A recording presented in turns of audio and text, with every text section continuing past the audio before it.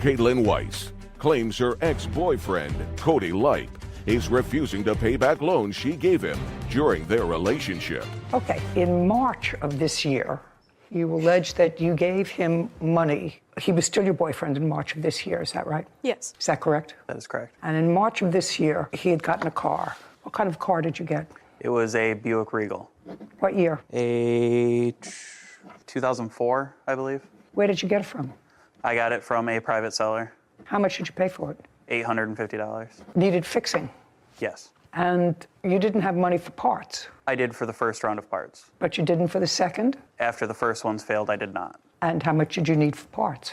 That I don't remember. Who bought them? Miss Weiss did. Did you buy them on a credit card? I believe so, yes. And you have no idea what you paid for those parts? I don't remember. But that would be in March of 2022. It would have been in April. Did you pay for the parts by credit card? Yes, I paid between Cash App transactions that were transferred to Mr. Lipe through Cash App, which I have present here. I'd like to see proof of them. What do they total? They totaled up to $920. Does that sound about right, Mr. Lippy? That's about right. Okay. And tell me about the discussion that you had with her when she paid for these parts. There was a discussion of how I was going to pay her back. And what did you tell her? I did agree at that time. And then what happened? There were then later discussions as we were still in a relationship and I was in financial troubles that she told me not to worry about it. This 920 was a loan in April of 2022. That's what you say. It was in April, not March. Correct. And then you say at some point she forgave that loan. Right. Tell me when that happened.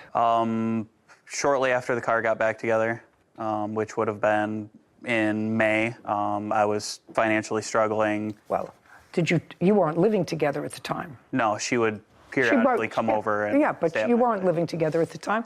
So how would she find out that you were in financial trouble? I mean, we were at that state in our relationship where she knew basically my financials all the time. When did the two of you break up? I believe that was in June. So shortly after you say she forgave the loan. That is correct. Did you ever forgive this $920 loan? No, I did not. Brennan Black was there the day that I had confronted Cody at a car meet and had offered him a short little payment of $790 where Cody said he would do it in payments. Just a minute. You broke up in June. Correct. He says that you had a conversation before that, sometime in May, where you knew he was in financial difficulty. Did you ever have that conversation with him? No, that is incorrect. I do have statements here to prove it as well. I'd like to see them.